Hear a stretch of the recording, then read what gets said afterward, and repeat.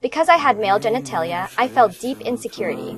But my female classmates were curious and pressured me to take off my underwear. Seeing me hesitate and refuse, the lead girl confronted me, saying that if I considered myself a girl, there should be no issue among girls looking at each other's bodies. It was true, I had a male body, but a female heart. I had been taking estrogen for a long time, waiting for sex reassignment surgery to become a real girl. To fit in and to prove my determination to become a girl, I took off my underwear in front of the watching classmates. What I received wasn't respect, but scrutiny and ridicule. This deeply embarrassed me, and I trembled as I pulled my clothes back on. But the lead girl wouldn't let it go, saying that as long as I had male anatomy, I would never be a real woman. Fighting back tears, I sank into deep confusion and shame, and could only try to regain confidence through my passion for ballet. However, due to the medication, during this critical period of my transition, I couldn't sustain high-intensity training for long. My toes were constantly bruised and bleeding, and I often experienced bleeding from my genitals too. Yet, despite this, I didn't stop. I needed recognition from others to break the self-imposed prison in my heart and complete my true transition.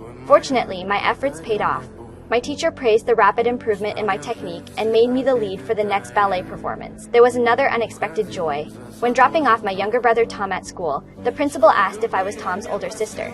There was no hint of fruits or disdain in her words. I couldn't suppress a smile all the way home, my steps light and cheerful, as if I had won the world's approval. But when facing David, the boy I liked, I still didn't dare to make a move because I was still trapped in this male shell. I grew impatient, asking my doctor if I could double my estrogen dose and move the surgery date forward, but was firmly refused.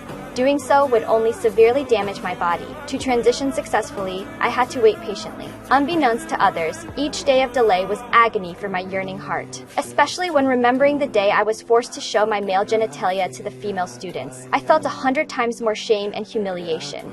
But I didn't share this vulnerability with anyone, choosing to bury it inside. Even when my father asked, I didn't open up like before, just saying I was fine. But how could he not see my distress? He decided to sell our assets to find me a better doctor and move the surgery forward. However, his selfless sacrifice felt like an invisible mountain to me, pressing down and making me even more tense, terrified that the final outcome wouldn't be worth his sacrifice. So I practiced ballet even more intensely, wanting to shine in the upcoming performance and win the applause of victory and recognition. At the same time, I tried to take that difficult step by going on a date with David. Yet, the result was even more cruel than I had anticipated.